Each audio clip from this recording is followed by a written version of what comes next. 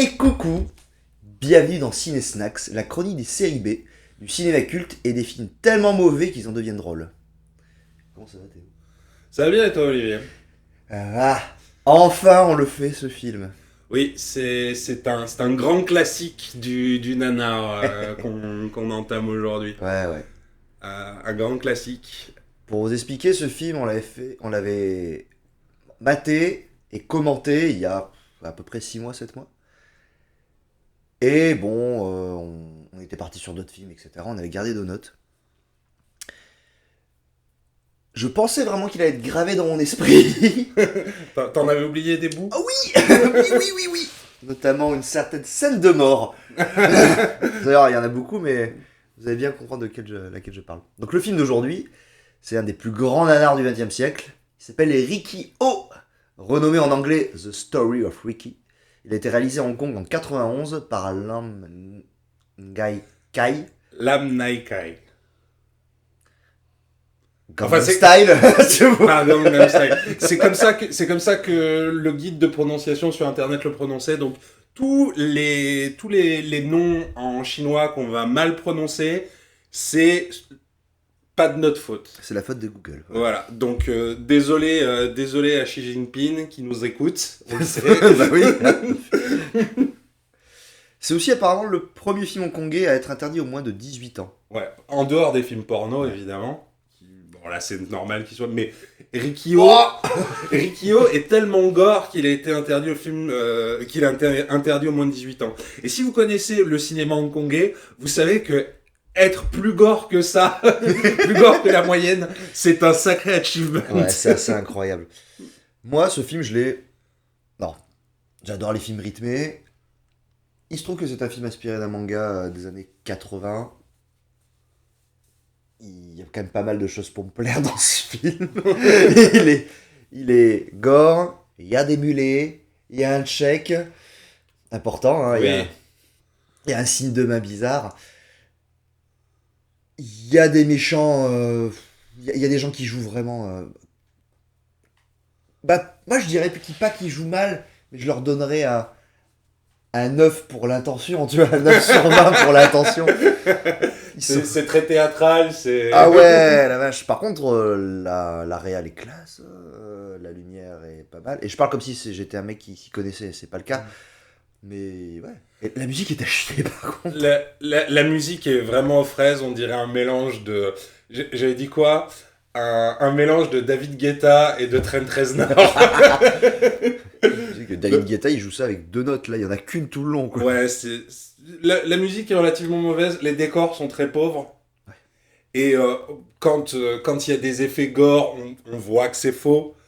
Mais c'est extrêmement drôle. Alors, je vous souvent jure. moi j'ai été surpris. Hein. Il a fallu que Théo il me rappelle que c'est pas un documentaire. Hein. Non, très très très drôle. On vous le conseille absolument. Vous n'avez Ouais. pas besoin de voir cette chronique, vous pouvez juste voir Riki-Oh. Oui, Materikyo. Allez, bonne journée. Alors du coup, le film commence sur la scène de l'arrivée dans la prison. Donc, moi déjà au générique j'étais déjà à fond. Ce qui se passe, c'est un bus estampillé police qui traverse une route déserte et se gare finalement dans un grand bâtiment. Bâtiment qui est pour nous un lycée désaffecté, Oui. mais pour eux, hein, suspension consentie de la crédulité, c'est une prison. Voilà. Rappelle notre dure adolescence. À l'intertitre nous apprend que nous sommes dans le lointain futur de 2001. Et Olivier vient d'apprendre ce qu'était un intertitre en live pour vous sur ce podcast. C'est faux. C'est comme toutes les morts dans ce film, c'est un peu vrai, voilà. Donc tu disais, nous sommes en 2001. Et que les prisons sont désormais des institutions privées. Donc le lointain futur dystopique de 2001. Voilà. Voilà, quand vous... Encore un clin d'œil sur ce qui arrive dans notre réalité. Bon, déjà, moi j'étais sur le cul sur le super mouvement de caméra. Donc les prisonniers descendent du bus, se préparent à être transférés dans leurs cellules. Et la plupart des prisonniers ressemblent clairement à des adolescents. Oui, Je pense que ça a été tourné pendant les grandes vacances et qu'ils ont pris pour tous leurs figurants sont des lycéens ou des étudiants parce que ouais, la plupart seraient pas capables de faire pousser une barbe si on leur demandait. Clairement. Notamment Rikio, qui est... on voit clairement que c'est le héros, hein, dès le début. Oui, très clairement, mais surtout, Ricky, le joueur, l'acteur qui s'appelle Louis Fan. Louis Fan, il a 18 ans. Il fait plus vieux. Il fait plus vieux que 18 ans. Mais non, il en a bien 18. Alors, les prisonniers après passent par un portique pour vérifier qu'ils n'ont pas d'objet en métal dissimulé. L'un des prisonniers fait bip, bip. Les gardes se précipitent sur lui, mais ils lui bloquent leur tonfa d'un revers de bras. Trop fort. Parce que oui, en effet, Ricky a des armes. Ses poings furieux et ses abdos ciselés. Ah, clairement, pour moi, c'est un rip-off de Bruce Lee. Oh, il y a clairement une inspiration Bruce Lee, Ouais. comme tout le cinéma hongkongais. Il y a vraiment des... Et franchement, pas une si mauvaise imitation. Hein. Moi, je trouve qu'il joue pas mal. J'allais pas dire qu'il joue bien, mais je trouve qu'il joue pas mal. Écoute, de toute façon, on adore ce film, donc on est biaisé. Alors, le personnage est évidemment du coup le héros de l'histoire, Ricky, joué, comme tu as dit, par Louis Fan Xiu Wang. Et là, c'est la scène numéro 2. Attends. Est-ce que t'as parlé des rayons X? Eh ben non. Voilà. Parce que les gardes, quand Ricky fait bip bip, ils l'amènent devant un écran qui va le scanner et nous révéler qu'en fait, ce qui fait l'objet en métal qu'il transporte, ce sont des balles Oui, d'accord. qui sont restées à l'intérieur de son torse. Et quand le garde lui demande « Mais pourquoi tu n'as pas demandé au médecin de retirer ces balles ?» Il répond « Ce sont des souvenirs. » Ah. Ils font mal. Ah, moi, je croyais que le portique, il bipait parce qu'il le trouvait sexy, là. Oui, je sais aussi, on a au moins un ami manipulateur radio qui va regarder cette chronique. Et oui, les rayons X, ça marche pas comme ça. Mais on s'en fout, c'est le lointain futur de 2001, c'est de la technologie. Voilà. Surtout à Hong Kong. On arrive donc à la scène du vieil homme. Cette scène commence dans les douches de la prison du coup, où on voit un vieil homme qui se brosse les dents. C'est un prisonnier. Il est tout d'un coup attaqué par 3 autres prisonniers qu'il jette au sol et qui sont tellement contents d'eux qu'ils font un check en rigolant. C'est les forbans. Ouais. Je vous dis clairement, c'est les forbans qui sont en train d'arriver. C'est en train de devenir un thème pour Ciné Snacks, les checks merdiques. Et des Sugo Kunto aussi en folie, hein. Ils sont incroyables. Donc voilà, si vous voulez faire votre propre nanar, pensez avec vos amis à préparer un check merdique. C'est visiblement nécessaire pour faire un bon nanar. On a une cagnotte litchi pour en faire. Hein. Donnez-nous de l'argent. Donc, les autres prisonniers qui sont dans la salle de bain ne sont pas contents du spectacle, mais ils préfèrent regarder les pissotières plutôt que d'intervenir. Oui. D'un côté, t'as vu la fureur et la dangerosité dans le regard des yeux dans les yeux de ces 3 forbans. Oui, les 3 forbans qui du coup continuent de bully le vieil homme. Et dans la conversation, on apprend qu'il espère avoir une permission pour revoir son fils et pour offrir à son fils un petit train en bois. Oui. Un petit train en bois qu'il a fabriqué lui-même. Mais le méchant en chef, lui, explose son petit train sur la gueule. Oui, apparemment, t'as pas le droit de faire des petits trains en bois. Ouais, C'est pas bien. Oh, qu'est-ce que tu fais? On est en 2001. Les trains, ça n'existe plus. C'est un passé révolu. Ils sont transphobes. C'est nul. Oui. Allez. J'accepte. Donc à force de se faire secouer, le vieux prisonnier en a marre. Il attrape un rabot et il se précipite vers les 3 autres prisonniers. Mais malheureusement pour lui, il est pas assez rapide. Ouais. Il se prend un croche-patte d'un des 3 méchants. Et le méchant en chef lui confisque son rabot et lui arrache la moitié du visage avec. Donc ce film est composé à 80% de plastique. Les autres 20% pour moi sont du jus de groseille. Il y a énormément. Ce film existe pour ses effets gore. Ouais, de toute façon. ouais. Qui sont, en vrai, moi j'arriverais pas à les faire. Mais d'un côté, moi je travaille pas dans le cinéma. On se moque, mais mec, le budget d'un film hongkongais en 91, c'est assez exceptionnel. Les autres films ne sont pas au niveau de Rikyo, en tout cas rarement.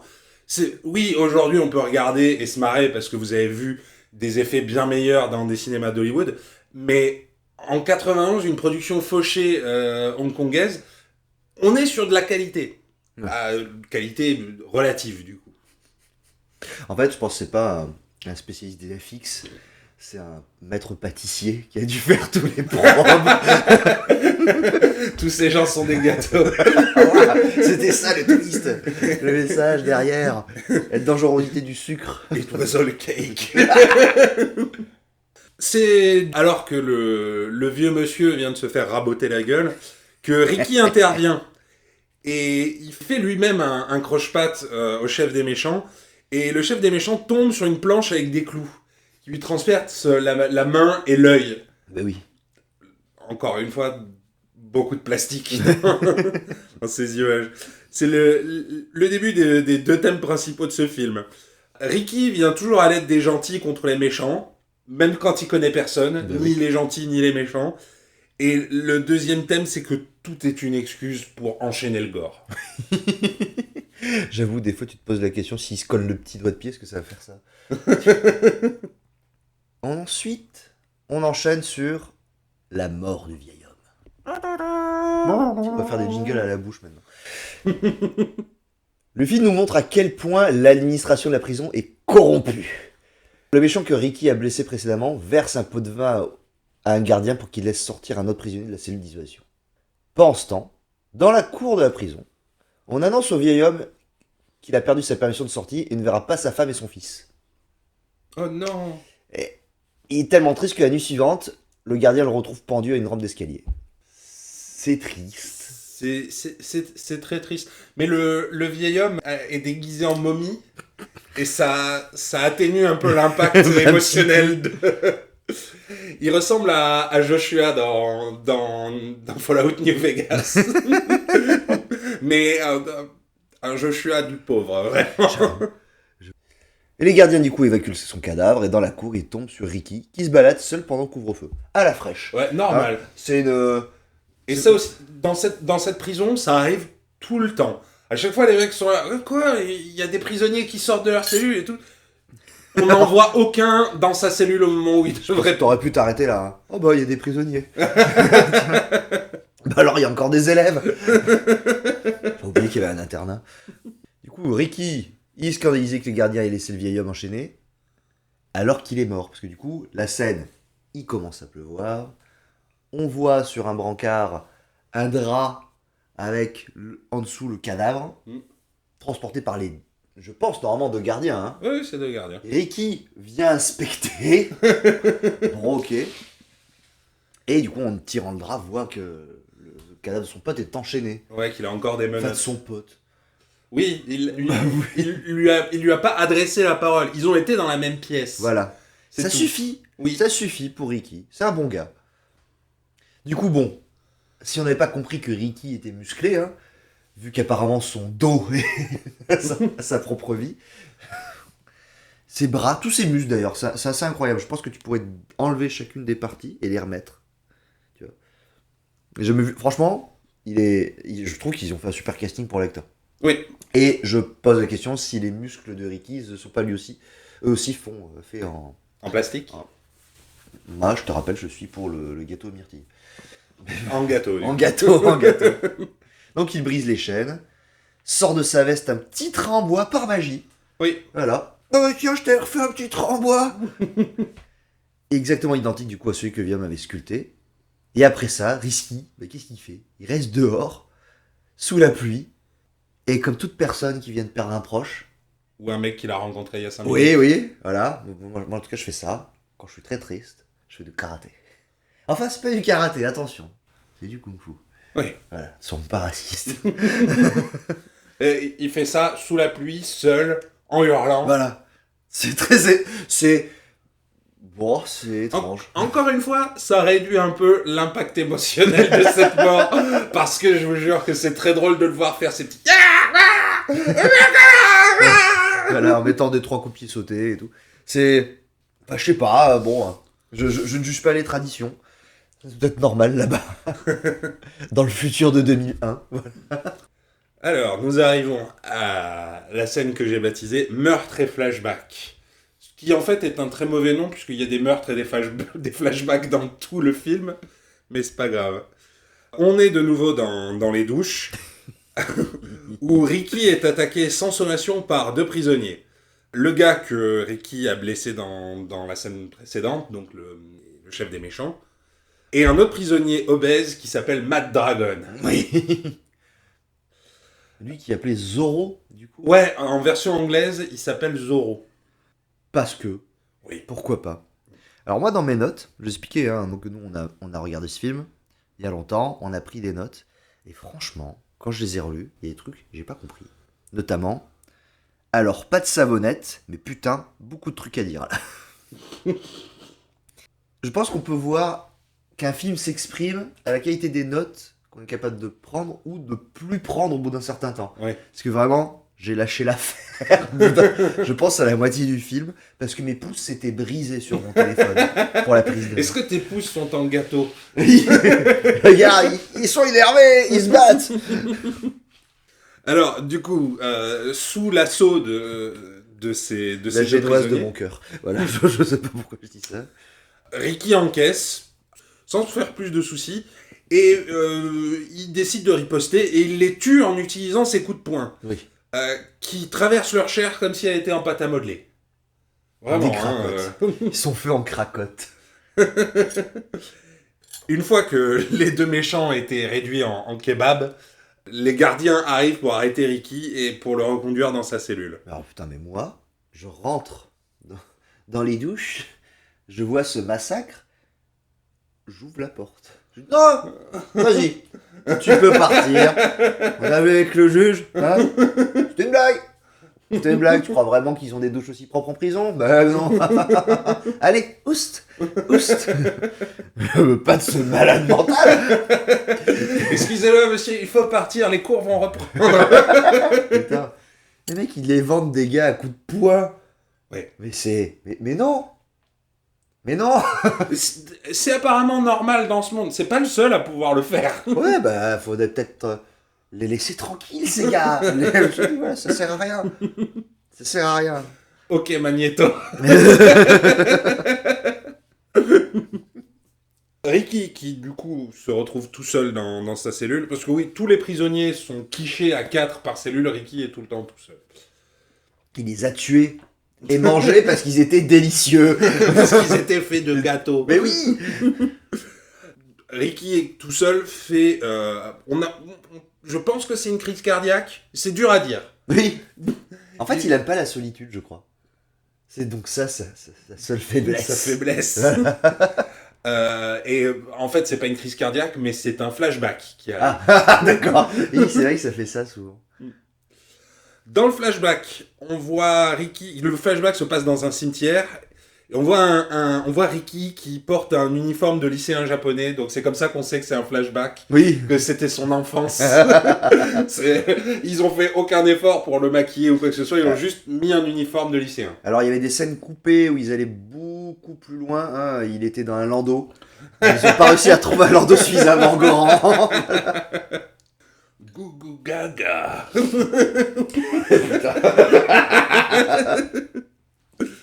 Dans le cimetière, il rencontre un vieil homme qui lui dit qu'il s'appelle Oncle Fantôme. Bah oui. Oui. Bah ouais. Casper. Casper, l'oncle Fantôme. fantôme. Oui, oui. Casper, l'oncle Ok. fantôme. L'oncle fantôme explique au jeune Ricky que même s'il a déjà une force surhumaine, Il va devoir s'entraîner pour devenir encore plus fort. Oui, parce que du coup, décapsuler des têtes à coups de pouce, c'était pas assez, tu vois. Mais là, il est au lycée. Donc, il décapite que des bébés, après.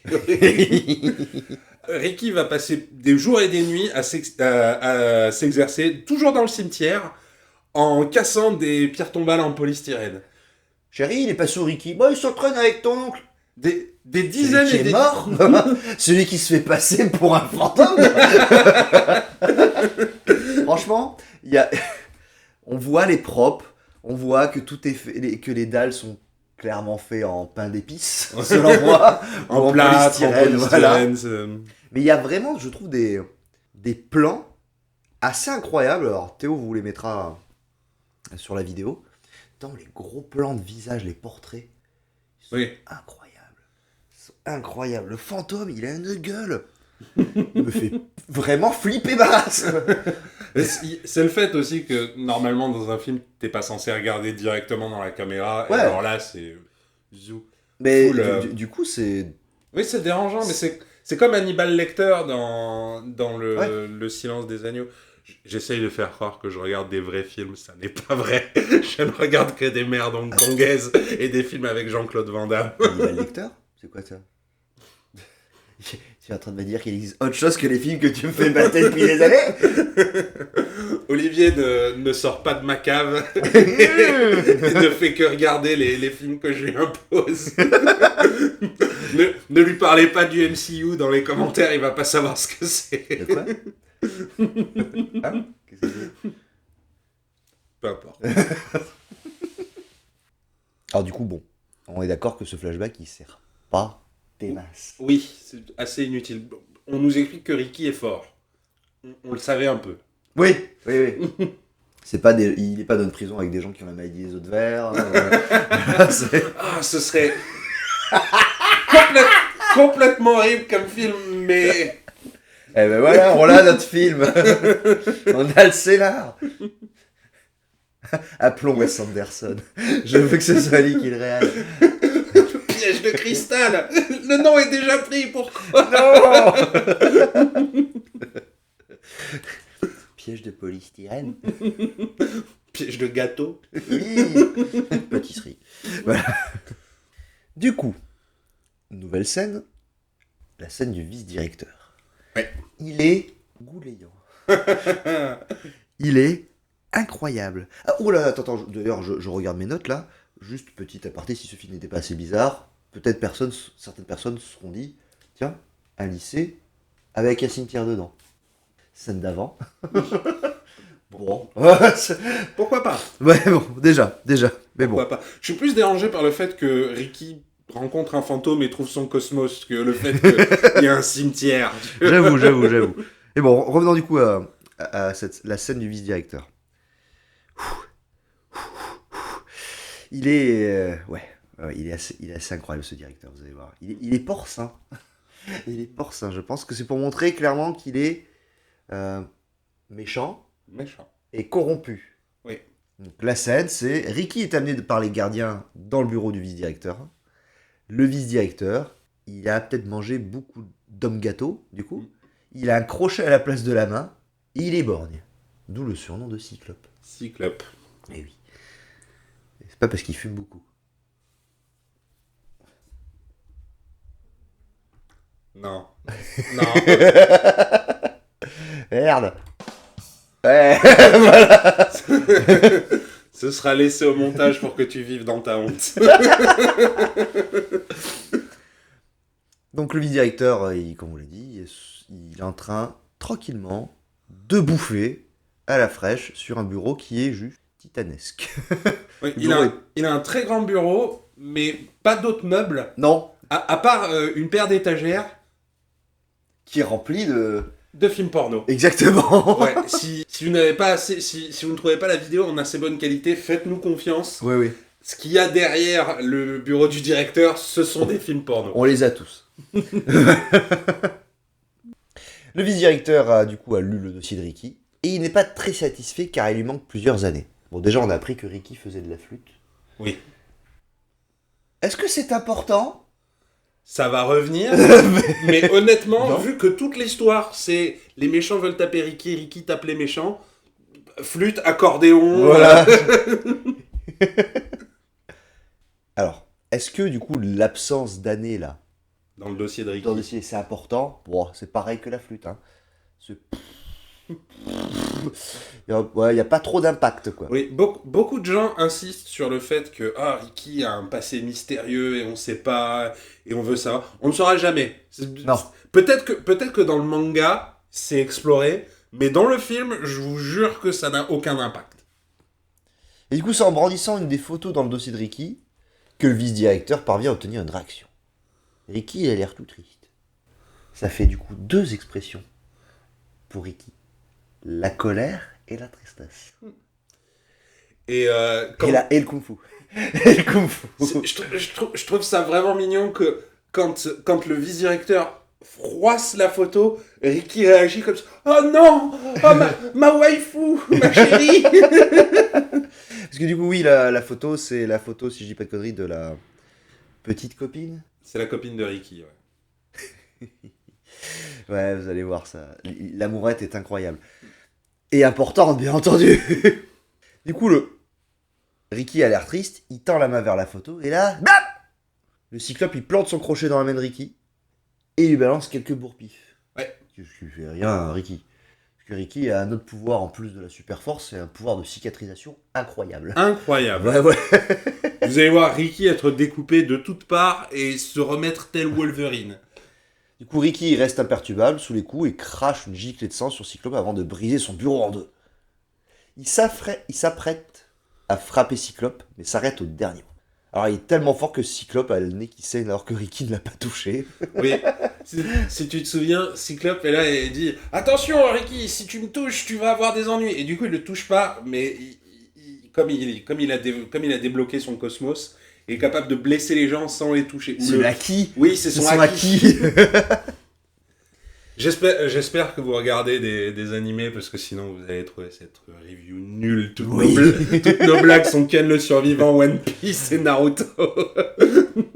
T'es en train de me dire qu'il y a autre chose à lire que des mangas? Non, Olivier. J'ai eu peur. Alors de retour dans la cellule, Ricky a de nouveau un flashback inutile. Hein. Je vous rappelle, dès qu'il est tout seul, les fantômes de son passé viennent le hanter. Et on le voit jouer avec un hélico télécommandé pour impressionner sa copine. Ça sert à rien. Voilà, on a juste vu que la copine, elle a l'air d'avoir 7 ou 6 ans de moins que lui, alors que les acteurs ont clairement le même âge. Bah, on est allé regarder sur internet s'il y avait une telle différence d'âge. Non, ils ont tous les deux 18 ans. C'est juste que la copine de Ricky fait genre 16-17 ans et Ricky en fait 24. Alors, déjà, moi je me suis posé une question. Je pense qu'en fait, il est plutôt bien traité dans cette prison et que dehors, ça va être sacrément la merde parce qu'il a la possibilité 1000 fois de s'évader. Il reste. Pourquoi est-ce qu'il reste? C'est un mystère. Et comme tous les mystères, il ne sera pas résolu dans ce film. J'avoue, putain. En tout cas, dans le flashback, on voit bien qu'il y a une idée de montrer qu'il est innocent. Et que maintenant, il est coupable pour quelque chose parce qu'il est habillé tout en noir. Avant, il était tout en blanc et maintenant, il est tout en noir. Oh, waouh. Tiens. Non mais vous croyez qu'on fait quoi? C'est une critique, c'est du cinéma. On est des experts cinéma. Dans la scène suivante, on va rencontrer le chef de l'aile Nord. Puisque dans la prison de Ricky, chaque aile est gérée par un capitaine différent. Du coup, si vous avez déjà regardé des shonen, vous vous dites... Il y a 4 capitaines, il y a un vice-directeur, il y a probablement un directeur au-dessus. Donc, mini-boss, 4 mini-boss, exactement. Un boss, un true last boss. Voilà, vous avez tout compris. Moi, cette scène, elle me fait assez rire parce que du coup, si je me souviens bien, dans la présentation du personnage, en gros, on le voit aux chiottes. Et dans mes notes, j'ai clairement écrit « Rien de mieux qu'un gros qui suit aux chiottes pour redescendre d'un moment si émotif. » de la scène précédente. Là, en effet, je suis redescendu un peu là, tu vois. Non, c'est pas High qu'on voit aux chiottes, c'est l'un des méchants prisonniers. Si c'est l'un des méchants prisonniers qu'on voit. Ouais. Donc, à dire qu'il se... Non. Revenons à nos moutons. Le capitaine de l'aile Nord donc s'appelle High, il a un gros tatouage dans le dos. Et il surprend un des prisonniers à vouloir en assassiner un autre. Mm. Et il est pas content parce que c'est son rôle à lui Ouais. de punir les prisonniers. Du coup, il confisque le hachoir géant, parce qu'ils ont des hachoirs géants dans cette prison. Normal. Bah, comment tu veux qu'il mange? Avec des baguettes, Olivier. C'est le futur. C'est vrai que c'est le futur. Quand le prisonnier ronchonne de s'être fait prendre son hachoir, eh ben, il se prend un coup en pleine tête. Oui. Sur ce, le Cyclope débarque et félicite Hay et lui dit « Ah, maintenant Hay, tu vas t'occuper de Ricky. Tu devrais utiliser ce prisonnier que tu viens de mutiler pour forcer Ricky à se battre contre toi. » Parce que Ricky connaît sans doute ce prisonnier dans une scène qu'on n'a pas vue. Oui. Beaucoup de cette coupe au montage. Hein. Et du coup, Hay trouve que c'est un bon plan et il accroche le prisonnier au hachoir sur une croix dans la cour de la prison. Une croix gigantesque. Tu te rappelles Évangélion? Oui. Ouais. Putain, dans mes notes, j'ai écrit rien de mieux qu'un gros quichu aux chiottes. Ça, je l'ai dit. Arrête de dire ça. Et j'ai écrit aussi les Dalton attaquent le chauve qui chie. C'est dur à dire. Je prends le temps d'écrire des notes. Je les dirai toutes. Je tiens à le dire. Il n'y aura, contrairement à ce film, aucun rythme dans ce podcast. Je suis fier de mes créations. Je suis Diane Moix. Je suis un auteur incroyable. Revenons à nos moutons. Parce que le combat qui suit est vraiment épique, pour le coup. Hay jette du verre pilé dans les yeux de Ricky. Oui, de la menthe.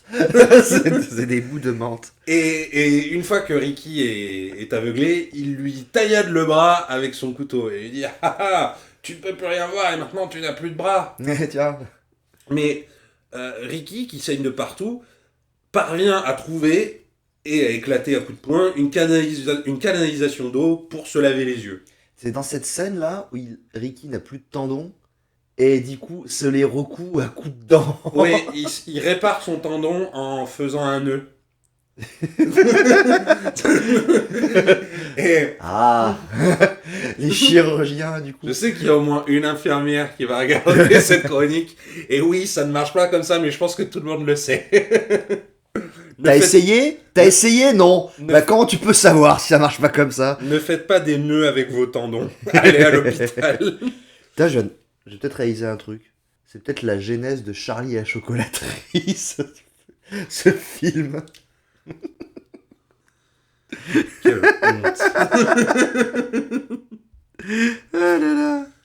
Ricky, une fois ses yeux réparés et son bras réparé, tape à l'arrière du crâne de Hay, comme s'il voulait lui faire tomber son chapeau, Bah oui. mais c'est son œil qui tombe. Ah, putain, oui, c'est tellement facile. Et l'œil est récupéré par des petits corbeaux. Aucun animal n'a été blessé dans ce... J'espère. Hay comprend qu'il a perdu, et il s'agenouille et il s'étripe avec son propre couteau, comme un samouraï, exactement. Il fait ses poux. Il suit le Bushita. Voilà, bah oui, bah forcément. Le bullshit. Hein. Ricky, qui voit Hay se faire seppuku, devient son ami, Bah oui. parce qu'ils ont eu une scène ensemble. Quand tu passes ta ceinture bleue en kung-fu, c'est la première technique qu'ils t'apprennent. Oui, s'arracher le seppuku, ouais, ouais. Ok. Ouais, ouais. Bah t'as vu des gens plus que ceinture bleue en kung-fu? Non. Bah voilà. c'est la raison. Donc Ricky vient aider Hay, mais c'était un piège. Eh oui. Hay se sort les tripes du ventre et commence à étrangler Ricky avec. Les tripes d'acier. Et Ricky est donc forcé de tuer Hay en le jetant en l'air et en lui brisant le crâne dans un plan qui a sans doute inspiré Mortal Kombat. Ouais, putain, le plan vient vraiment de nulle part. Tu dis, ça n'a rien à voir avec la direction artistique d'un coup. Mais ça a de la gueule. Moi, je trouve que ça a de la gueule. Je crois que c'est parce que c'était dans le manga. C'était genre un choix de l'artiste. Ouais, mais ça se revoit pas après. Non. Ça doit être vachement compliqué à faire, peut-être. Je ne sais pas. Peut-être. Ils ont annulé. La mort de Hay, ça excite les autres prisonniers qui commencent à foutre le bordel. Et L'agitation provoque l'arrivée des 3 autres capitaines. Parce que, comme on vous l'avait dit, il y a un capitaine pour chaque aile. Eh oui. On a tapé dans la poubelle. Voilà. il y a les 3 déchets qui arrivent. Quoi. Alors, ils arrivent en sortant du sol, Oui. ils arrivent de partout, et... Point mulet. Il y a Tarzan, Oui, le grand costaud. oui, voilà, on a donc Tarzan, une grosse brute de 2 mètres qui pulvérise les crânes à coups de poing. Voilà. On a Brandon, qui se bat avec des pics accrochés à des ficelles, et qui a la coiffure la plus ridicule du film. Il est à moitié Yorkshire. Et on a Wang Chung, qui est le plus efféminé, Oui. et il est joué par une actrice japonaise. Ça nous a rassuré. Ouais, la première fois qu'on a vu le film, c'est putain, il est vraiment mignon. Oui, oui. Et bah, du coup, c'est parce que c'est une fille. Yes. Ouf. Du coup, reprenons. La scène s'appelle Le frère de Haï, que j'aurais envie d'appeler Ouille. J'en suis fier de mes blagues. Putain, on n'a pas un bruit de rire. Je veux un bruit de rire. Attends. Non, Olivier, non. Non. Je te laisse faire des blagues, mais je te laisse pas chercher des bruitages sur Internet pour satisfaire ton ego. Allez. Stop. Mais... Alors du coup, Ricky est assis dans un escalier dans la cour extérieure de la prison lycée. Prison lycée. Hein. Il utilise une feuille pour faire de la musique. Et c'est un vrai maestro de la feuille. Oui, c'est assez impressionnant. En fait, en vrai, si tu regardes bien sa technique, franchement, j'ai appris à faire plein de trucs. Regardez ce bruit-là, c'est avec un ficus qu'on est capable de le faire. Ça, c'est le bruit typique d'une table basse. Voilà. Et ça, c'est 2 lettres. C'est beau, hein. C'est un bruit que j'entends souvent, j'ai l'impression que c'est le bruit de Théo dans ma nuque. Falloir faire des montages, ça part en couille. Voilà. Du coup, il utilise une feuille pour faire de la musique. Il rencontre un petit enfant, qui est clairement joué par un adulte. Hein. Oui. Ben, c'est dur de déterminer au début parce que on ne sait pas qui est ce personnage. Dans le manga, c'est clairement un enfant qui a genre 6 ans. Ouais. Alors, du coup, ce petit enfant, c'est en fait le frère du capitaine Haï. Alors, capitaine Haï, c'était...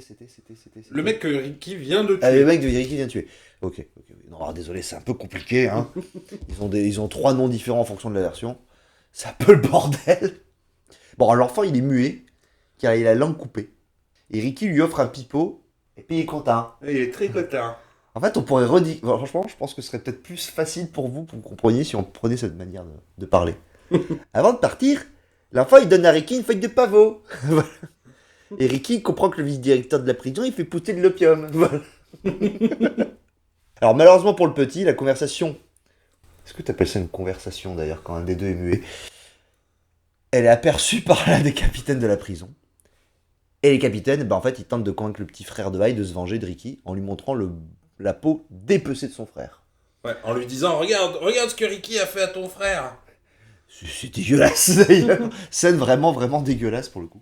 Oui, bon, ça n'est pas fini. Oui, parce que malgré ça, hein, le pauvre petit gars, il refuse.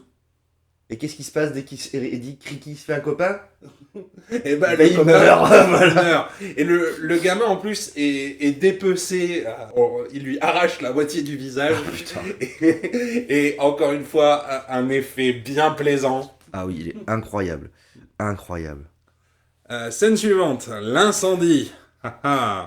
En constatant la mort de gosse qu'il avait rencontré dans la scène précédente, comme d'habitude, Ricky s'énerve et il part brûler la serre de pavot qui se situe dans l'aile ouest de la prison. Wang Chun, le capitaine de l'aile ouest, voit Ricky au milieu des flammes. Il fait un petit roulé-boulé sur le bureau du vice-directeur. Ça m'a fait beaucoup rire. Oui. Il a une façon de se déplacer qui est assez rigolote au final. D'ailleurs, ça me fait quand même dire un truc. Ça fait 40 minutes de film. Et le scénar commence vraiment, en fait. Ouais. Il y a une histoire de drogue, du coup. Voilà. Si on peut parler C'est pas juste de la bagarre. Donc, aussi du cœur.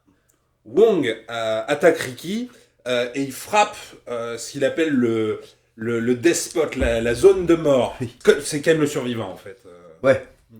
Les points de péage, j'ai dit. J'ai écrit. Ricky tombe au sol et il est mourant. Mais il a une vision de l'oncle fantôme qui lui dit « Fais un effort, Ricky, tu vas y arriver !» Et c'est un conseil tellement avisé que Ricky meurt pas. Il se relève et il reprend le combat. Pendant ce temps, le vice-directeur, dans son bureau, sonne l'alarme. Et les 3 capitaines qui ont du coup tous débarqué pour intervenir auprès de Ricky sont en train de se disputer pour savoir qui va pouvoir se battre avec Ricky. Parce que Ricky est tellement fort que tout le monde il veut se battre avec lui. Bah ouais. Regardez ce tigre, il est vraiment fort. Il vient de buter 20 personnes. Oui, je vais y aller. Bien sûr. Je voudrais aussi noter, parce que je l'ai skippé, mais quand on voit Ricky devant la serre en flammes, Ah ouais. il est tout mouillé parce qu'en fait, les flammes étaient tellement chaudes qu'ils ont été obligés de mouiller l'acteur pour pas qu'il se brûle. Et l'actrice dont on parlait, qui joue Wong, elle par contre, elle s'est brûlée. Elle s'est brûlée la nuque. Putain. Sur le tournage. Quel enfer. Ouais. Quel enfer, quoi. Franchement, en vrai, je pense que c'était pas un tournage facile. Non, je pense. Sauf Tous pour les diabète. pâtissiers. Tous diabète, tu vois. Du coup, pendant que les capitaines se disputent, comme l'alarme est donnée, les gardiens ouvrent le feu sur tous les prisonniers. Donc tout le monde se barre en intérieur. Ouais. Notamment, du coup, ce qui est bizarre, parce que du coup, on est d'accord que c'est des alliés, les gestionnaires, quoi. Ils se font tirer dessus, tu vois. Oui, c'est pas grave. D'ailleurs, c'est là où on voit le propre inutile de Tarzan, la fourchette géante. Oui. Voilà. Oui, Tarzan a une grosse fourche qui servira à rien. Oui, c'est assez impressionnant. Tarzan, du coup, emmène Ricky dans une cellule de la prison pour se battre contre lui. Parce que, du coup, pour resituer, une grosse bagarre, Ricky se bat contre Les 3 capitaines. les 2 capitaines. Et en fait, Tarzan débarque, il est pas content, et en fait, il sauve Ricky, parce qu'il veut se le garder pour lui. Oui. Good guy. Good guy, bad guy. Et avant qu'ils puissent se battre, sans crier gare, la pièce se met à se remplir de ciment à prise rapide. Oui. Parce que, pourquoi pas. Ricky parvient quand même à sortir en traversant la porte. Littéralement, ça a l'air d'être une porte en métal, mais il saute à travers. Coup budgétaire, peut-être, ils avaient que de l'aluminium. Et ils parviennent à sortir, mais comme ils sont recouverts de ciment et que ce film fonctionne comme un cartoon, ils sont paralysés. Ils sèchent. Ils sèchent. Et du coup, Ricky est capturé par le vice-directeur. Ça aurait en tout cas pour parer les maîtres de kung-fu que vous avez par chez vous, juste un sac de ciment, apparemment ça suffit. Voilà. Enfin, on va voir le grand méchant. Donc c'est la scène de le directeur de la prison arrive, que moi j'ai appelé Angus Young et le Docteur Doom. Voilà. Le juge Doom, excusez-moi. Donc le lendemain, à l'extérieur de la prison, le directeur rentre de vacances. Voilà. Et effectivement, il rentre et il est avec son fils. Et le directeur a un petit côté juge Doom de Roger Rabbit. Et son fils, lui, est habillé en écolier. Pour montrer que c'est un enfant. Voilà. Parce que clairement, je pense qu'il n'y avait pas d'enfant. Je pense que l'acteur qui joue l'enfant doit avoir 25 ans, je pense. Je ne sais pas, mais en tout cas, c'est pas un enfant. On note le rythme quand même. Pour le coup, il y a un véritable effort de construction et de rythme. Avant, scène précédente, combat, baston, drame. Là, petit moment sympathique. Il y a de l'humour, c'est rigolo. Pendant que le directeur arrive, tous les gardiens de prison, qui plutôt que de faire leur boulot, sont en train d'attendre. Et en fait, ils attendent tellement qu'ils s'endorment tous. Oui. C'est rigolo. Les uns sur les autres. Tâches, voilà. Donc, bon, pour montrer que clairement, le directeur, c'est un méchant, il tue des gens. Voilà. Ouais, il commence à mutiler des prisonniers pour un rien. Genre son fils trébuche et il dit « Amenez-moi le mec qui a étalé le tapis ». Et il lui arrache l'œil. Gratuité, bon, voilà. Si le fait qu'il soit vraiment habillé de manière très très riche, avec un gosse insupportable, et que tout le monde est en train à moitié de lui pomper la bite, ne se montrait pas que c'était peut-être une personne méchante. Voilà, bon, on a tué quelqu'un en plus, de manière arbitraire. Voilà. Là, on est sûr que c'est un méchant. Le vice-directeur, du coup, explique au directeur que le champ de pavot a été brûlé, mais ils ont réussi à capturer le coupable. Eh oui, qui est Ricky. La scène d'après, la cellule pressoir. Donc le directeur rend visite à Ricky, qui est attaché dans une cellule, et il est toujours recouvert de ciment. Ricky se libère, se secoue un peu le ciment qu'il a sur lui, mais dans le film, il est censé être paralysé par ce ciment. Du coup, tu réalises qu'il avait fait ça, d'ailleurs comme il le dit, hein, juste en atteint... Il attendait juste en fait que le grand méchant arrive pour se libérer. Ricky, en se libérant, parvient à attraper le directeur par le col, mais il est stoppé par Tarzan, qui arrive en traversant un mur de briques. J'aurais voulu avoir le bruitage. Tarzan et Ricky se battent, et on dirait que Ricky va perdre, il se fait coincer la tête dans des barreaux, et Tarzan va l'exploser. Mais en fait, non. Ricky se libère, il explose le bras, puis la mâchoire de Tarzan. Ouais, encore une fois, de manière assez incroyable. Hein. Ouais. Dans un film où il y a beaucoup de gore, on arrive sur les moments assez dégueux. Le directeur déclenche un mécanisme qui fait s'abaisser le plafond de la cellule. Comme pour un pressoir à huile, tu vois. Ricky est suffisamment fort pour stopper le plafond, mais le directeur sort un taser et commence à électrifier Ricky. Qu'est-ce qu'il est méchant, le directeur. Oh là là. Tarzan, qu'on pensait mort après avoir eu littéralement la mâchoire à moitié arrachée, se relève et il aide Ricky à stopper le plafond pressoir. Ricky s'enfuit en sautant à travers les barreaux, qui ont l'air d'être faits en caoutchouc. Et malheureusement, Tarzan meurt transformé en hachis. Oui, je pense que... Et Ricky veut s'attaquer au directeur, mais une trappe s'ouvre dans le sol. On est full dans Excel Saga. Hein. Oula, référence difficile en vrai. Hein. Mais j'avoue, c'est bizarre. C'est vraiment bizarre. Là, on peut dire quand même le film, il a passé la 4e. Hein. Oui. Il est en croisière, mais il n'a pas encore en 5e. C'est pas fini. Ça arrive. C'est pas fini. Du coup, nouvelle scène, enterré vivant. Alors, peu de temps après, Ricky il est condamné. Et il est condamné en fait à être enfermé vivant dans la cour de la prison. Enterré vivant. Enterré vivant. Important. Du coup, grande scène incroyable. On fait un petit trou, on y met le Ricky en plein milieu et on demande à tous les prisonniers autour de dire d'enterrer Ricky. Ouais, prenez la pelle et jetez... Et comme on ne sait pas pourquoi, mais tout le monde aime Ricky, super nom de sitcom d'ailleurs, bon, il râle un peu. Oui, ils disent non, on veut pas enterrer Ricky, c'est notre pinko. Voilà, puis bon d'un coup il réalise qu'en face, il y a quoi, des gardes avec des Gatling, il y en a 2-3 qui crèvent et puis c'est fini, quoi, tu vois. Oui. D'ailleurs, normalement, dans ce film, la plupart du temps, il y a des muzzle flash, des petits explosifs dans les flingues pour que tu comprennes que le flingue a été tiré, il tire à blanc. Mais là, ils en avaient pas. Non. Du coup, on voit juste le gardien qui secoue un fusil et il y a des bruitages et on comprend que... Et d'ailleurs, si vous mettez ce film, zoomez sur la mort du gars, elle est assez incroyable. Vraiment, c'est un ballet. C'est la danse contemporaine. Bon, après vous dites, là putain, c'est foutu. Ricky, comment il va faire là pour sortir après s'être fait à moitié tirer dessus, couper les bras, attaquer, etc. Il doit être fatigué.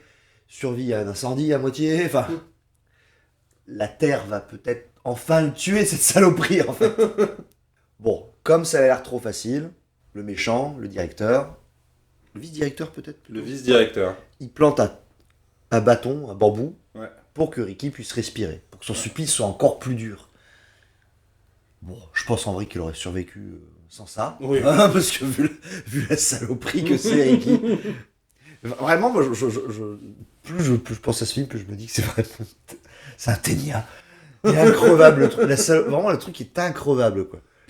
En tout cas, pendant une semaine, il se passe rien. Mais surtout, ouais, s'il survit pendant une semaine, ils lui promettent Ah qu'il oui, sera c'est vrai, ça. gracié. Putain, j'avais oublié ça. Oui, bon. Ah bon, vraiment? Bon. Donc, on apprend du coup qu'il est encore vivant. Oui. Voilà. Il y a un bambou qui est planté dans le sol, il a respiré à travers. On sait qu'il est vivant parce qu'il continue de siffler avec ses petites feuilles. Ben oui. Je sais Il pas comment continue il de fait faire- d'ailleurs. Et il continue de faire de la musique alors qu'il doit respirer à travers un bambou. C'est très joli. Donc, je me souviens que les deux derniers chefs ne sont pas contents de ça et veulent le tuer, l'empêcher de respirer. Du coup, il s'infiltre dans la cour, dans laquelle un énorme chien, un énorme molosse est posté devant. Parce que ça faisait à peu près 2 minutes qu'il n'y avait pas de pâte à gâteau, voilà, de génoise à la framboise. Wong sort du sol, le chien lui saute dessus, double high kick. Et le chien transforme est en confit. découpé. Ouais, je sais. Désolé pour les amoureux des bêtes. On mettra un petit trigger warning. Ah ouais. Mais ouais, le chien est massacré. Et fermez les yeux. 3, 2, 1, voilà. Vraiment, la scène est dégueulasse. Et bon, voilà. Du coup, il est venu, il a tué le chien, et Mwong, qui est quand même une vraie saloperie, prend un morceau du chien et le met dans le bambou pour empêcher Ricky de respirer. Petit plan sur la tête de Ricky, qui a l'air d'être plutôt bien en fait. En vrai. Plutôt Bah ouais. relax. Comme dirait Francky. Voilà. Et en fait, bon, comme il se fait chier et qu'il est tout seul, qu'est-ce qui se passe? Flashback. Bah, flashback, forcément. Scène tellement hilarante. Hein. Ouais, moi j'hésite à la montrer parce que elle me remplit de joie. On va vous la montrer, on va Ouais. vous la décrire, mais mon Dieu, qu'est-ce que ça vaut le coup de voir ce film et de découvrir cette scène. Ouais, elle est assez incroyable. Alors, dans le flashback, en fait, on voit la copine de Ricky qui se balade dans un parc la nuit. La, la, la, la, la. Oh là là, il y a 2 dealers d'héroïne en train de vendre de la drogue. Elle tente de s'enfuir, mais les deux dealers, en fait, ils la rattrapent et la kidnappent. Alors, la copine, elle est ensuite ramenée de force chez les 2 dealers, mais juste avant d'être agressée sexuellement, on présume, elle parvient à s'enfuir. Et au lieu de descendre les escaliers comme une personne normale, même Oui, pas intelligente, Quand tu cherches à t'enfuir d'un bâtiment, en général, tu vas vers le rez-de-chaussée. et oui, eh ben en fait, à la place de ça, elle décide de monter. Et elle Juste s'arrête jamais de courir, cette conne. Jusqu'au toit. Et puis, elle arrive en haut du toit, elle court, et on dirait un cartoon. Parce que presque, elle continue à courir dans les airs, et... Paf, pac, voilà. Elle meurt d'une manière débile. Le pantin qui s'écrase. J'ai vu Rikio un paquet de fois et je vous jure, à chaque fois je chiale de rire. Et c'est pas une exagération, j'ai des larmes aux yeux tellement je rigole. Parce que quand vous verrez ce flop avec les jambes qui partent en couilles, il y a même une chaussure qui se décroche. Franchement, ça pourrait être un mème. Oui. Pour la déchéance de tout et n'importe quoi, tu vois. Alors Ricky en apprend la mort de sa copine, il décide de la venger. Il attaque son kidnappeur dans la rue et c'est à ce moment-là qu'il est touché par balle. C'est là, du coup, que les souvenirs Oui. sont implantés dans son torse. Bon, il se fait tirer de plusieurs fois dessus, il est pas gêné, il est vraiment pas du tout gêné, hein. Non, pas du tout. Par quand même 6 balles de revolver. Et puis Ricky, bon ben voilà, hein, il explose les jambes du monsieur, hein, il écrase le crâne du diable à coups de poing. Classique. Classique. Voilà, 3e année de Kung Fu. Voilà, rappelons-le. Un truc que, tu vois, je disais que j'ai vu ce film plusieurs fois. J'ai jamais fait le rapprochement entre le fait que la copine de Ricky a été tuée par des dealers et Ricky n'aime pas le fait que les mecs de la prison trafiquent de la drogue. J'avais jamais fait le parallèle parce que pour moi c'est juste Ricky est un gentil et les autres sont des méchants Et du coup, comme c'est un gentil, il tape sur les méchants. Putain, il y a une pub à faire, genre dites-nous à la drogue avec la gueule de Ricky qui regarde directement. Moi, je m'arrête de suite. Je bois même plus d'eau. La scène suivante, le déterrement. Il va falloir déterrer Ricky. Déterrement. Au bout d'une semaine de torture, le directeur déterre Ricky avec un tractopelle. Et à la surprise générale, il est vivant. Parce que ça surprend encore les gens dans le film. Tout le monde s'en doutait dans le public, mais... Ricky est placé dans... Je sais pas comment décrire ça, je dirais une vierge de fer, avec des barres d'armature. Je sais pas où ils ont trouvé ça. Oui, c'est bizarre. Ça a l'air cool, mais je ne sais pas ce que c'est. Bah, en vrai, c'est... Bon, je pense pas que c'est une idée, en tout cas, du réalisateur, mais ça doit venir du mangaka, qui est de cette scène, en gros, le mec qui fout Peut-être ça, des grosses barres de métal. Ou alors ça vient d'un autre film, ils l'ont piqué. Ça arrive. Ricky est torturé. D'abord un coup de pied dans les couilles. Oui. Puis un coup de clé à molette dans la gueule. Puis ensuite, le directeur vient lui remplir la bouche avec des lames de rasoir. Il lui scotche la bouche. C'est pas le directeur. C'est le méchante. Wong. C'est Wong. C'est Wong qui le gifle, mais il me semblait que c'était le directeur qui lui mettait les rasoirs dans la bouche. Ok. Don't get me Wong. Mais à culpa.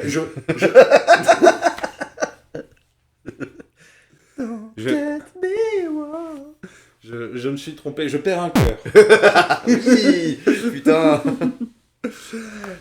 Wong lui met des rasoirs dans la bouche, le gifle, et quand le directeur vient lui retirer son scotch, Ricky crache les lames de rasoir sur le directeur, alors qu'elles étaient en train de lui traverser les joues avant. En vrai, c'était à prévoir. Quand même. Il est passablement con, ce directeur. Franchement. Même si, mettons que Ricky ne soit pas la brutasse qu'il est, si tu interroges quelqu'un, tu lui remplis pas la bouche de lames de rasoir. ça marche pas comme ça, les interrogatoires. Après cette scène de torture gratuite, parce qu'on n'apprend encore une fois rien sur le passé de Ricky, il est raccompagné dans sa cellule. Donc, si vous avez bien suivi, ils sont tous copains, ils aiment tous Ricky, les autres prisonniers. On ne sentirait pas la venue d'une révolte. Ah bah oui, ça tombe bien. Parce que c'est trop injuste, ils lui ont promis qu'il serait gracié s'il survit, et puis il est pas gracié, parce que c'est vraiment des méchants. Bah tiens. Donc c'est du coup la scène de la révolte des prisonniers. Alors le vice-directeur, il rend visite à Ricky dans sa cellule, accompagné d'un des prisonniers méchants du début du film, les Forbans. Ouais. C'est ça, oui, c'est le retour des Forbans là. Ils sont étonnés de ne pas voir Ricky. Eh ben il est où Ricky? Ricky, il est collé au plafond. Tiens, ça explique des choses d'ailleurs. Je pense que s'il est à moitié araignée, peut-être pour voir tous ces putains de super pouvoirs. Il a les pouvoirs de Spider-Man, c'est vrai. Carrément. J'espère jamais le voir tirer des fils en tout cas. Mais... Il n'a pas exactement l'éthique de Spider-Man, mais il fait de son mieux. Alors Ricky descend du plafond et il explose la tête du vilain prisonnier. Puis après il frappe le directeur si fort que son dernier œil valide est énucléé. Oui. Franchement, le truc il est aussi fort le Ricky, il est aussi fort qu'un bulldozer et Ebola réunis. Tu viens juste avec un débile de prisonnier. Putain. Mais laissez-le tranquille. Laissez-le tranquille. Juste de l'eau. Il veut même pas bouger de sa putain de prison. Ouais. Il est pédard, il demande rien. Enfin, il demandait rien. Parce que là, maintenant, il en a marre, Rick. Ah bah oui, attends, vous l'avez encore réveillé. Il était tranquillement en train de manger des mouches. Voilà. Et là, vous débarquez. Non, donc forcément, bah là, il va prendre cher, on le sent bien, le vice-directeur. Donc, Ricky, il descend du plafond, comme on l'a dit. Il met 2-3 torgnoles sans le tuer, parce que c'est quand même un mec cool, au méchant. Ricky, il sort, il voxe un de ses copains, il s'est fait malmener. Ça part en sucette, les prisonniers se révoltent en voyant le vice-président. Ouais, parce que tous les prisonniers, encore une fois, sont en dehors de leur cellule, en pleine nuit. C'est vraiment la prison de la S. D'ailleurs, t'as écrit le vide directeur. Voilà. Ah, pardon. Mais je trouve que ça lui va bien. C'est mon autocorrecteur. Donc le vide directeur est en mauvaise posture. Et puis en fait, il y a un prisonnier, il débarque. Et il commence à lui péter la bouche. Déjà, un bras en moins à coup de pioche. Bon, Oui. il a une pioche. Et surtout, comment on coupe un bras avec une pioche? Bah, Ça marche. bah C'est oui, tout. oui, oui, oui, non, oui, je pense qu'il n'y a pas besoin de polémiquer plus dessus. Alors pendant ce temps, petit passage dans la cuisine de la prison. Le directeur, il fait préparer les repas de son fils. Énième scène sur le fait que on vous en a skippé quelques-unes parce que il y a beaucoup de scènes où il y a juste des blagues où le fils du directeur est gros. Ouais, oui, bon. Voilà, donc ça, on vous les avait pas toutes faites, mais il y en a beaucoup. Ouais, j'avoue que c'est un peu des scènes inutiles, mais bon, sont rigolotes parce qu'encore une fois, scène violente, scène rigolote. Scène violente, scène rigolote. Attention, il se fait chier, flashback, hop là. On n'apprend rien sur le flashback. Bon, on a essayé. Mais bon, donc là, scène rigolote. On voit du coup le petit cochon, là, le petit fils du directeur, râler parce qu'en fait, il mange pas de la viande. Quand les prisonniers ils arrivent en fait enfin dans la cuisine avec Cyclope en otage, le directeur décide de sortir un flingue bizarre Oui. et de tirer du coup sur son subordonné. Franchement. Mais c'est des méchants, ils ont zéro race. Ouais, mais ils sont cons. L'administration, ils sont nuls à chier. Il y a personne qui. Moi, tu me proposes de bosser dans cette prison, mais jamais j'y foutrais les pieds. Non. Putain, vraiment inutile. Bon, déjà. Mais c'est parce que t'es un gentil, Olivier. C'est possible, c'est possible.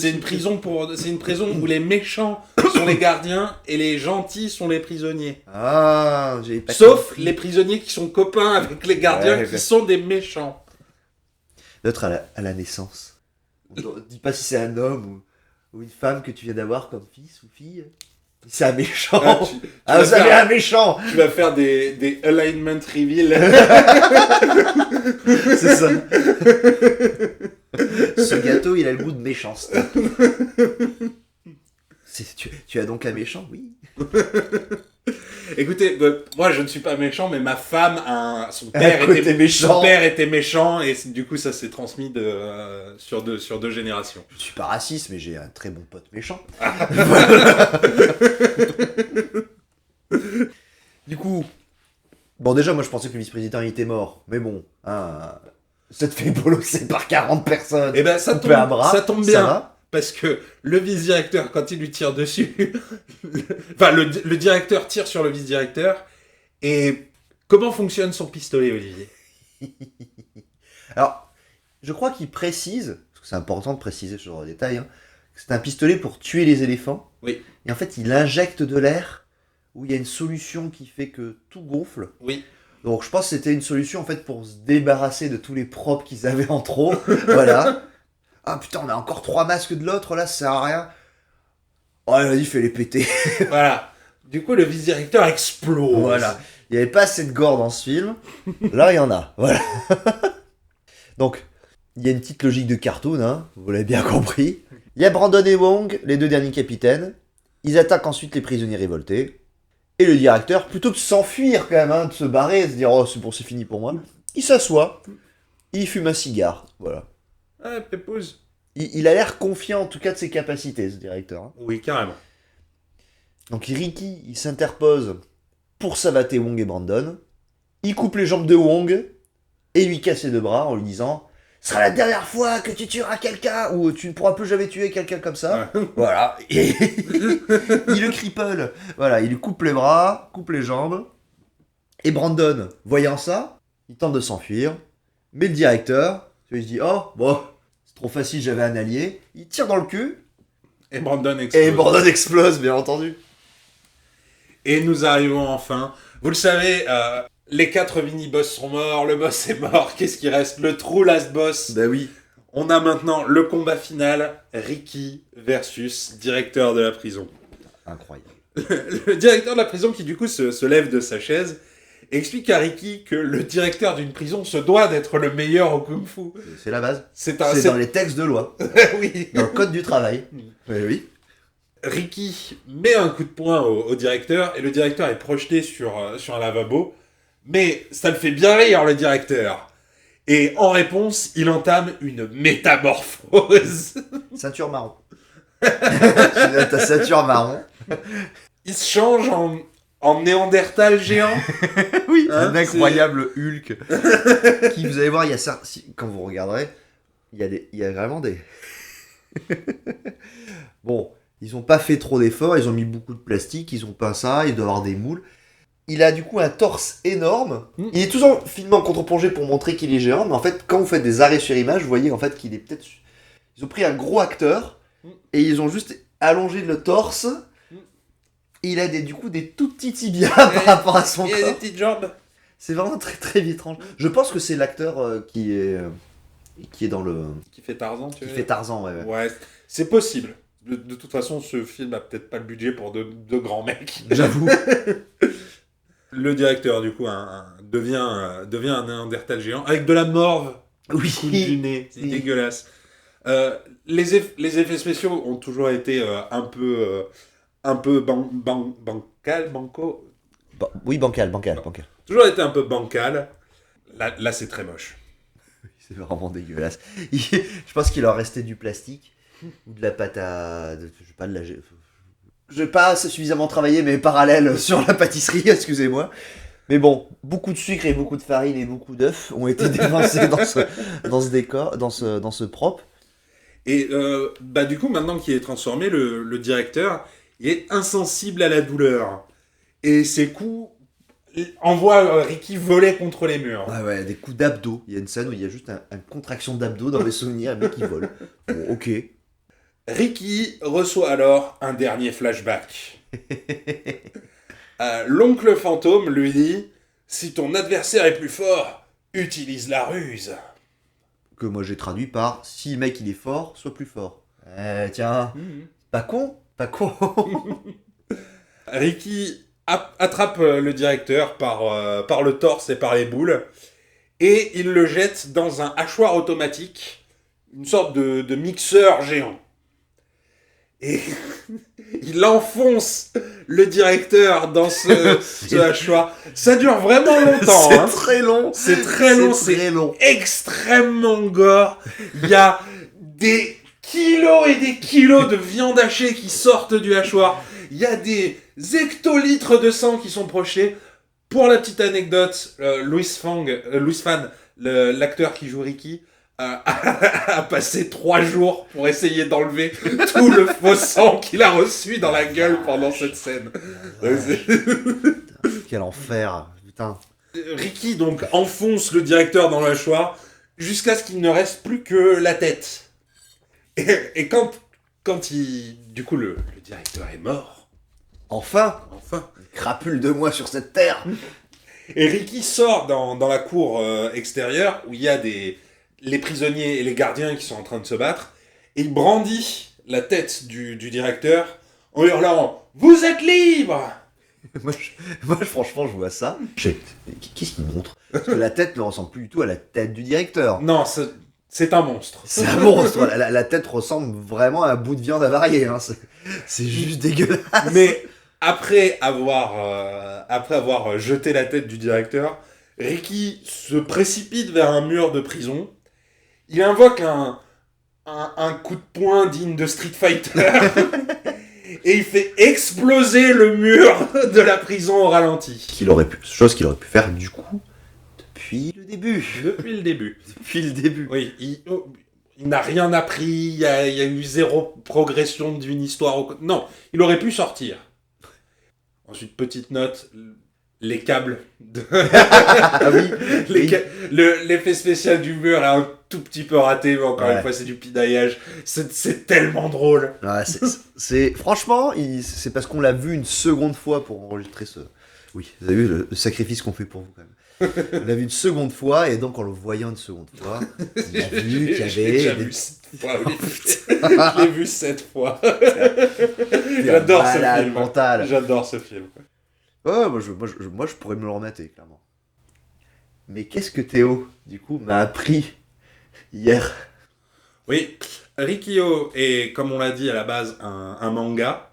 Dans ce manga, du coup, il y a l'histoire de la prison, mais il se passe encore des trucs après. J'ai également appris qu'il y avait une adaptation animée de ce manga. Il y a donc 2 films, un qui se passe dans la prison et un qui se passe après.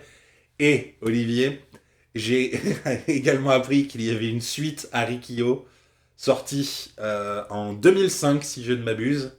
Charlie à la pistacherie. Et on verra s'il vaut le coup. Comme je l'ai pas vu, je ne sais pas. Mais c'est quand même la suite d'un des plus grands films qu'on a jamais vu. J'avoue qu'il est incroyable. Bullet Point. Ouais. Alors, check mulet. Oui. Il y a des tchèques, il y a des mulets. Il y a des mulets. Ça, incroyable. Beaucoup de sucre. Franchement, ça, c'est incroyable. Moi, je pense que le film ne vaut presque le coup que pour les propres. Oui, tous les effets spéciaux, tout le gore, tout... Ah ouais, c'est... Honnêtement, la seule raison pour laquelle vous pourriez ne pas aimer ce film, c'est si vous êtes vraiment allergique au concept de film d'action gore.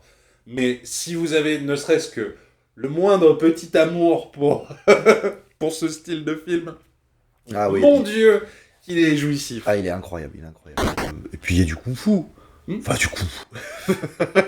Il y a des coups de poing et les gens qui explosent. C'est pas du Jackie Chan, mais ça reste quand même joyeux. Je mettrai également un petit bullet point. Questionnez votre sexualité.